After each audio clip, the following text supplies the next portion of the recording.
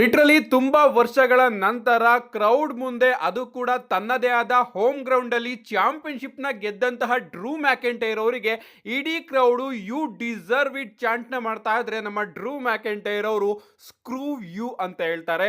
ಇದೇ ಅಲ್ವಾ ಪಕ್ಕಾ ಹೀಲ್ ಮಾಡೋ ಕೆಲಸ.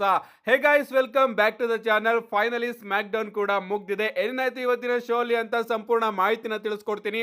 ವಿಡಿಯೋ ತುಂಬಾ ಇಂಟ್ರೆಸ್ಟಿಂಗ್ ಆಗಿರುತ್ತೆ. ಬನ್ನಿ ವಿಡಿಯೋನ ಶುರು ಮಾಡೋಣ. ಶೋನ ಓಪನಿಂಗ್ ಅಲ್ಲಿ ನಮಗೆ new undisputed WWE champion Drew McIntyre ಅವರ ಎಂಟ್ರಿ ನೋಡೋದಕ್ಕೆ ಸಿಗುತ್ತೆ. ಎಸ್, WWE ಅವರು ಡ್ರೂ ಮ್ಯಾಕೆಂಟೈರ್ ಅವ್ರಿಗೋಸ್ಕರ ಸ್ಪೆಷಲ್ ಎಂಟ್ರಿನ ಪ್ಲಾನ್ ಮಾಡಿರ್ತಾರೆ ಅಂತಾನೆ ಹೇಳ್ಬೇಕು.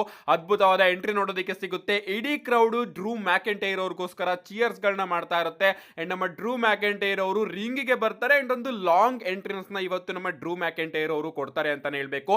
ಅಂಡ್ ಫೈನಲಿ ಮೈಕ್ ನ ತಗೊಂಡು ಮಾತಾಡೋದಕ್ಕೆ ಶುರು ಮಾಡ್ತಾರೆ. ನಾನ್ ಇದಕ್ಕೋಸ್ಕರನೇ ಬೇಡ್ಕೊಂಡಿದ್ದೆ ಅಂಡ್ ಈಗ ನಾನು ಅದನ್ನ ಸಾಧಿಸಿದೀನಿ ಅಂತ. ಅಂಡ್ ಇಡೀ ಕ್ರೌಡ್ ಯು ಡಿಸರ್ವ್ ಇಟ್ ಅನ್ನೋ ಒಂದು ಚಾಂಟ್ ನ ಮಾಡೋದಕ್ಕೆ ಶುರು ಮಾಡುತ್ತೆ. ಅಂಡ್ ಆಗ ನಮ್ಮ ಡ್ರೂ ಮ್ಯಾಕೆಂಟೈರ್ ಅವರು ಹೇಳ್ತಾರೆ, ನಾನು ಇಲ್ಲಿಗೆ ಬಂದು ನಿಮಗೆ ಥ್ಯಾಂಕ್ಸ್ ನ ತಿಳಿಸೋದಿಲ್ಲ, ಬದಲಿಗೆ ಸ್ಕ್ರೂ ಯು ಅಂದ್ರೆ ನೀವೆಲ್ಲರೂ ಕೂಡ ಹಾಳಾಗೋಗ್ಬೇಕು ಅಂತ ಹೇಳ್ತಾರೆ. ಅದಾದ್ಮೇಲೆ ಹೇಳ್ತಾರೆ, ನಾನಿಲ್ಲಿ ನನ್ನ ಕ್ಯಾರೆಕ್ಟರ್ ನ ಪ್ಲೇ ಮಾಡ್ತಾ ನಾನು ಹೀಲ್ ಗಾಯಿ, ಬ್ಯಾಡ್ ಗಾಯಿ, ಅದಕ್ಕೋಸ್ಕರ ನಿಮಗೆ ಈ ರೀತಿ ಹೇಳ್ತಾ ಇಲ್ಲ, ಬದಲಿಗೆ ನಿಜವಾಗ್ಲೂ ಕೂಡ ಸ್ಕ್ರೂ ಯು. ಯಾಕಂದ್ರೆ ನೀವು ನನಗೋಸ್ಕರ ಏನ್ ಮಾಡಿದ್ದೀರಾ? ತುಂಬಾ ವರ್ಷಗಳ ಆದ್ಮೇಲೆ ನಾನು ಯುಕೆಗೆ ಚಾಂಪಿಯನ್ ಆಗಿ ಬಂದಿದ್ದೀನಿ ಅಷ್ಟೇ, ಬಟ್ ಇದೆಲ್ಲದಕ್ಕೂ ಕೂಡ ಕಾರಣ ನಾನೇ, ಡ್ರೂ ಮ್ಯಾಕೆಂಟೈರ್. ಅದಕ್ಕೋಸ್ಕರ ನೀವೆಲ್ಲರೂ ಕೂಡ ಚಾಂಟ್ನ ಮಾಡಬೇಕು. ಅಂದ್ರೆ ಥ್ಯಾಂಕ್ ಯು ಡ್ರೂ ಅಂತ ಚಾಂಟ್ನ ಮಾಡಿ.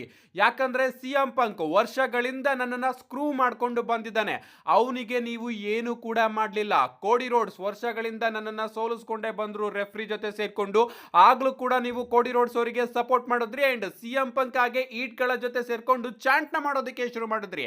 ಅಂಡ್ ನನಗೆ ನೀವ್ಯಾರು ಕೂಡ ಸಪೋರ್ಟ್ ಮಾಡಲಿಲ್ಲ, ನೀವ್ಯಾರು ಕೂಡ ರಾಯ್ಟ್ ಕೂಡ ಮಾಡಲಿಲ್ಲ.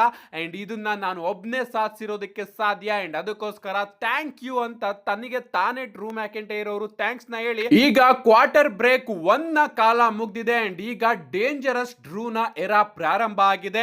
ಅಂಡ್ ಕೆಲವೊಂದಷ್ಟು ಜನ ಅಮೆರಿಕನ್ಸ್ ಗಳಿಗೆ ನನ್ನ ಭಾಷೆನ ಓದೋದಕ್ಕೆ ಬರೋದಿಲ್ಲ, ಅದಕ್ಕೋಸ್ಕರ ಈಗ ಮತ್ತೊಮ್ಮೆ ಕ್ಲಿಯರ್ ಮಾಡಿ ಹೇಳ್ತಾ ಇದ್ದೀನಿ. ನನ್ನ ಹಾಗೆ ಕೋಡಿ ರೋಡ್ಸ್ ಅವರ ನಡುವೆ ಕಾಂಟ್ರಾಕ್ಟ್ ಸೈನ್ ಏನಾಗಿತ್ತು, ಆ ಒಂದು ಕಾಂಟ್ರಾಕ್ಟ್ ಅಲ್ಲಿ ಒಂದು ಚಿಕ್ಕ ವಿಚಾರನ ಕೂಡ ನಾನು ಹಾಕಿದ್ದೆ. ಅದೇನಪ್ಪಾ ಅಂದ್ರೆ ಕೋಡಿ ರೋಡ್ಸ್ ಅವರಿಗೆ ನೆಕ್ಸ್ಟ್ ರೀಮ್ಯಾಚ್ ಸಿಗೋದಿಲ್ಲ. ಎಸ್, ಅವನಿಗೆ ಡೈರೆಕ್ಟ್ ಆಗಿ ನನ್ನ ಮೇಲೆ ರೀಮ್ಯಾಚ್ ಸಿಗೋದಿಲ್ಲ, ಎಲ್ಲ ರೀತಿನೇ ಅವನು ಕೂಡ ಲೈನ್ ಅಲ್ಲಿ ಬಂದು ನಿಂತ್ಕೋಬೇಕು. ಈ ಒಂದು ವಿಚಾರನ ನಾನು ಆ ಒಂದು ಕಾಂಟ್ರಾಕ್ಟ್ ಅಲ್ಲಿ ಮೆನ್ಷನ್ ಮಾಡಿದ್ದೆ ಅಂತ ನಮ್ಮ ಡ್ರೂ ಮ್ಯಾಕೆಂಟೈರ್ ಅವರು ಮಾತಾಡ್ತಾ ಇರ್ತಾರೆ. ಸಡನ್ ಆಗಿ ನಮಗೆ ವೈಪರ್ ರ್ಯಾಂಡಿ ಆರ್ಟನ್ ಅವರ ಎಂಟ್ರಿ ನೋಡೋದಕ್ಕೆ ಸಿಗುತ್ತೆ. ಇಡೀ ಕ್ರೌಡ್ ರ್ಯಾಂಡಿ ಆರ್ಟನ್ ಅವರ ಥೀಮ್ ಸಾಂಗ್ ನ ಆಡ್ತಾ ಇರ್ತಾರೆ. ನಮ್ಮ ರ್ಯಾಂಡಿ ಆರ್ಟನ್ ಅವರು ಕೂಡ ರಿಂಗಿಗೆ ಬರ್ತಾರೆ. ರ್ಯಾಂಡಿ ಆರ್ಟನ್ ಅವರು ರಿಂಗಿಗೆ ಬಂದ ಕೂಡಲೇ ಡ್ರೂ ಮ್ಯಾಕೆಂಟೈರ್ ಅವರು ಹೇಳ್ತಾರೆ, ಓ ರ್ಯಾಂಡಿ, ನನಗೆ ನೀನು ಕಂಗ್ರಾಚುಲೇಷನ್ಸ್ ನ ತಿಳಿಸೋದಕ್ಕೆ ಬಂದಿದ್ಯಾ ಅಂತ. ಅಂಡ್ ಅದಕ್ಕೆ ನಮ್ಮ ರ್ಯಾಂಡಿ ಆರ್ಟನ್ ಅವರು ಮೈಕ್ ನ ತಗೊಂಡು, ನಾನ್ ನಿನಗೆ ಕಂಗ್ರಾಚುಲೇಷನ್ಸ್ ನ ತಿಳಿಸೋದಕ್ಕೆ ಬಂದಿಲ್ಲ, ಅಂಡ್ ಇಲ್ಲಿರ್ತಕ್ಕಂತಹ ಎಲ್ಲರಿಗೂ ಕೂಡ ಗೊತ್ತು ನಾನು ಆ ಒಂದು ಕೆಲಸನ ಮಾಡೋದು ಕೂಡ ಇಲ್ಲ ಅಂತ. ಎಸ್, ತುಂಬಾ ತಿಂಗಳುಗಳ ಹಿಂದೆ ನೀನು ಒಂದು ಚಾನ್ಸ್ ನ ಮಿಸ್ ಮಾಡ್ಕೊಂಡಿದ್ದೆ. ನನ್ನ ತಲೆ ಅನೌನ್ಸರ್ ಟೇಬಲ್ ಹತ್ರ ಇತ್ತು ಅಂಡ್ ನೀನು ಕ್ಲೇಮೋರ್ ಕಿಕ್ ನ ಹೊಡಿಬಹುದಾಗಿತ್ತು, ಬಟ್ ನೀನು ಆ ರೀತಿ ಮಾಡಲಿಲ್ಲ. ಬಟ್ ನಾನು ನೆಕ್ಸ್ಟ್ ನನ್ನ ಚಾನ್ಸ್ ನ ಮಿಸ್ ಮಾಡ್ಕೊಳ್ಳೋದಕ್ಕೆ ಹೋಗೋದಿಲ್ಲ ಡ್ರೂ. ನಾನು ನಿನಗೆ 3 ಮೋಸ್ಟ್ ಡೇಂಜರಸ್ ಲೆಟರ್ಸ್ ಆದಂತಹ RKO ನ ಕನೆಕ್ಟ್ ಮಾಡಿ ನಾನು ನಿನ್ನನ್ನು ಸೋಲಿಸಿ ಚಾಂಪಿಯನ್ ಆಗೇ ಆಗ್ತೀನಿ. ಯಾಕಂದ್ರೆ ಹಿಂದೆನೂ ಕೂಡ ಆ ಒಂದು ಚಾಂಪಿಯನ್ಶಿಪ್ ಗೆ ನಾನು ನಿನ್ನನ್ನು ಸೋಲಿಸಿದ್ದೀನಿ ಅಂತ ನಮ್ಮ ರ್ಯಾಂಡಿ ಆರ್ಟನ್ ಅವರು ಡ್ರೂ ಮ್ಯಾಕೆಂಟೈರ್ ಅವರಿಗೆ ಹೇಳ್ತಾರೆ. ಸಡನ್ ಆಗಿ ನಮಗೆ ಜೇಕೋಬ್ ಫಾಟೋ ಅವರ ಎಂಟ್ರಿ ನೋಡೋದಕ್ಕೆ ಸಿಗುತ್ತೆ. ಅಂಡ್ ಜೇಕೋಬ್ ಫಾಟೋ ಅವರು ಬಂದ ಕೂಡಲೇ ನಮ್ಮ ಡ್ರೂ ಮ್ಯಾಕೆಂಟೈರ್ ಅವರ ರಿಯಾಕ್ಷನ್ ಒಂದ್ ರೀತಿ ವಿಚಿತ್ರವಾಗಿತ್ತು ಅಂತಾನೆ ಹೇಳ್ಬೇಕು. ಜೇಕೋಬ್ ಫಾಟೋ ಅವರು ಬಂದ ಕೂಡಲೇ ಡ್ರೂ ಮ್ಯಾಕೆಂಟೈರ್ ಅವರ ಮೇಲೆ ಅಟ್ಯಾಕ್ ಮಾಡೋದಕ್ಕೆ ಶುರು ಮಾಡಿಬಿಡ್ತಾರೆ. ಅಂಡ್ ರ್ಯಾಂಡಿ ಆರ್ಟನ್ ಅವರು ಇದನ್ನೆಲ್ಲದನ್ನು ಕೂಡ ನಿಂತ್ಕೊಂಡು ನೋಡ್ತಾ ಇರ್ತಾರೆ. ನಮ್ಮ ಡ್ರೂ ಮ್ಯಾಕೆಂಟೈರ್ ಅವರು ಕೂಡ ಜೇಕೋಬ್ ಫಾಟೋ ಅವರ ಕೈಯಿಂದ ತಪ್ಪಿಸ್ಕೊಂಡು ಅಲ್ಲಿಂದ ಲಿಟ್ರಲಿ ಓಡೋಗ್ತಾರೆ. ನನಗಂತೂ ಅರ್ಥ ಆಗ್ಲಿಲ್ಲ ಡ್ರೂ ಮ್ಯಾಕೆಂಟೈರ್ ಅವರ ಕ್ಯಾರೆಕ್ಟರ್ ಯಾವ ರೀತಿ ಚೇಂಜ್ ಆಯ್ತು ಅಂತ. ಲಿಟ್ರಲಿ ಡ್ರೂ ಮ್ಯಾಕೆಂಟೈರ್ ಅವರು ಜೇಕೋಬ್ ಫಾಟೋ ಅವರಿಂದ ತಪ್ಪಿಸ್ಕೊಂಡು ಓಡೋಗ್ತಾರೆ ಅಂತಾನೆ ಹೇಳ್ಬೇಕು. ಅಂಡ್ ರಿಂಗ್ ಮೇಲ್ಗಡೆ ನಿಂತಿದ್ದಂತಹ ರ್ಯಾಂಡಿ ಆರ್ಟನ್ ಅವರಿಗೆ ಮಿಸ್ ಅವರು ಹಿಂದೆಯಿಂದ ಬಂದು ಸ್ಕಲ್ ಕ್ರಶಿಂಗ್ ಫಿನಾಲೆನೂ ಕೂಡ ಕನೆಕ್ಟ್ ಮಾಡ್ತಾರೆ.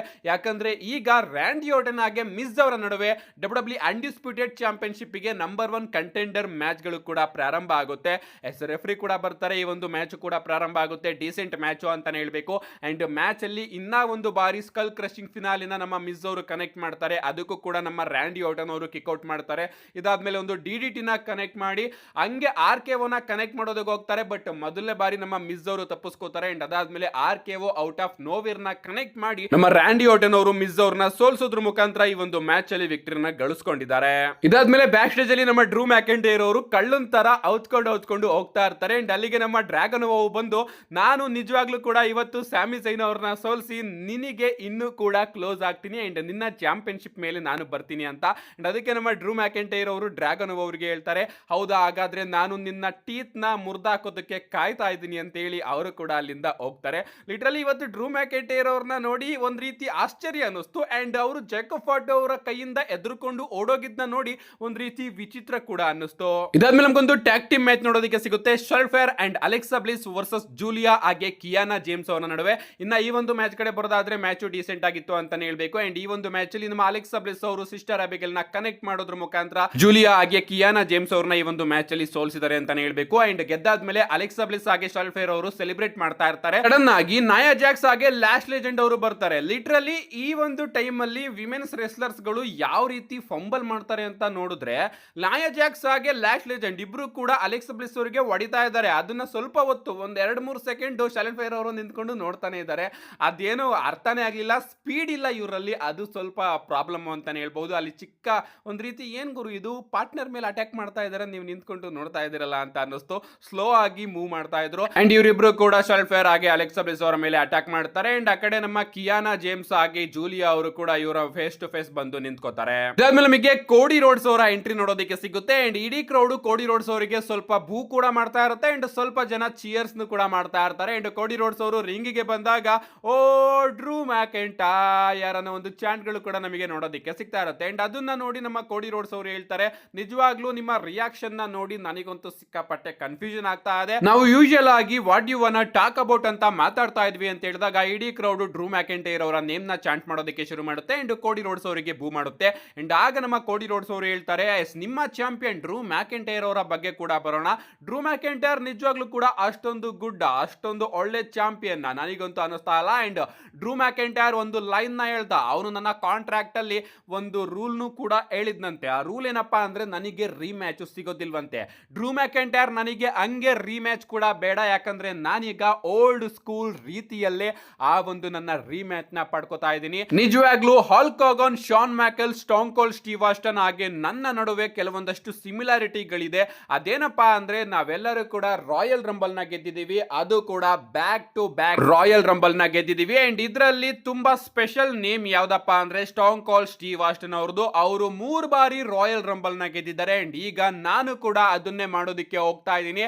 ಅಂಡ್ ಮುಖ್ಯವಾಗಿ ಈ ಒಂದು ಪ್ಲೇಸ್ ಅಲ್ಲಿ ಲಂಡನ್ ನಿಜವಾಗ್ಲೂ ಕೂಡ ರೆಸ್ಲರ್ಸ್ ಗಳ ತಾಣ, ಇದು ರೆಸ್ಲರ್ಸ್ ಗಳ ಫೇವರಿಟ್ ಪ್ಲೇಸ್ ಇದು.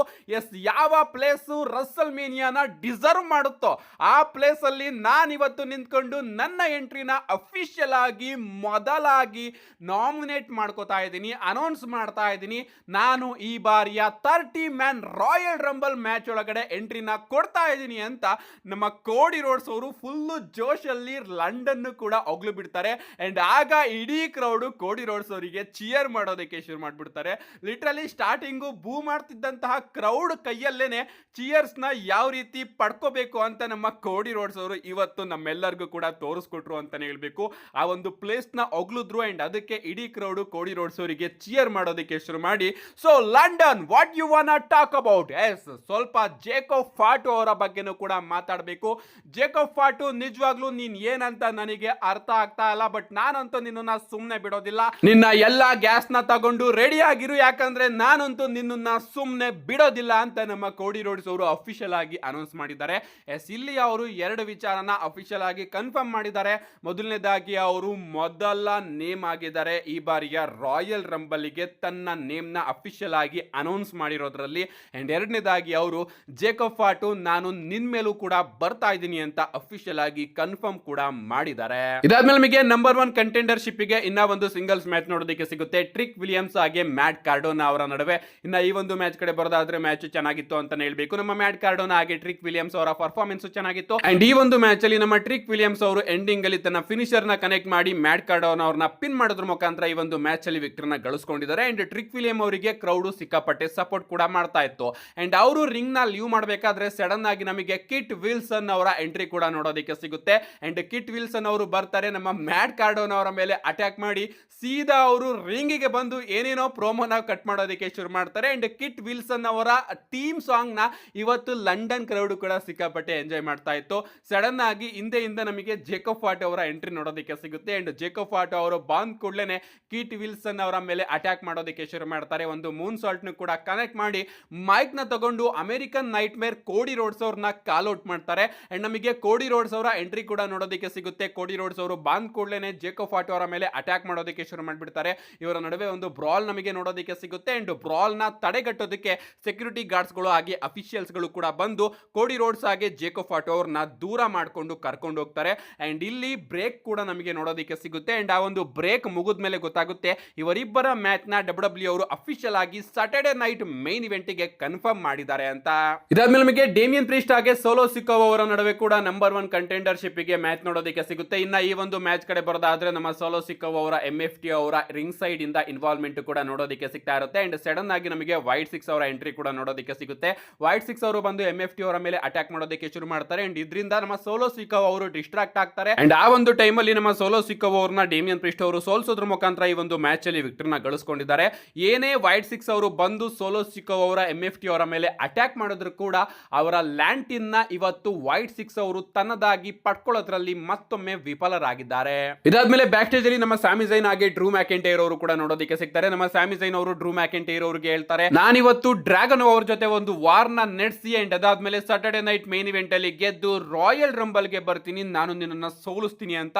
ಅಂಡ್ ಅದಕ್ಕೆ ನಮ್ಮ ಡ್ರೂ ಮ್ಯಾಕೆಂಟೈರ್ ಅವರು ಸ್ಯಾಮಿ ಝೈನ್ ಅವರಿಗೆ ಹೇಳ್ತಾರೆ, ನೀನೇನಾದ್ರೂ ಇವತ್ತು ಗೆದ್ದು ರಾಯಲ್ ರಂಬಲ್ ಗೆ ಬರೋದಕ್ಕೆ ಸಕ್ಸಸ್ ಆದ್ರೂ ಕೂಡ ನೀನು ನನ್ನನ್ನ ಸೋಲ್ಸೋದಕ್ಕೆ ಆಗುತ್ತಿಲ್ಲ, ಯಾಕಂದ್ರೆ ನೀನು ನನ್ನನ್ನ ಒಂದ್ ಬಾರಿನೂ ಕೂಡ ಸೋಲ್ಸಿಲ್ಲ ಅಂತ ಹೇಳಿ ಅಲ್ಲಿಂದ ಹೊರಟೋಗ್ತಾರೆ.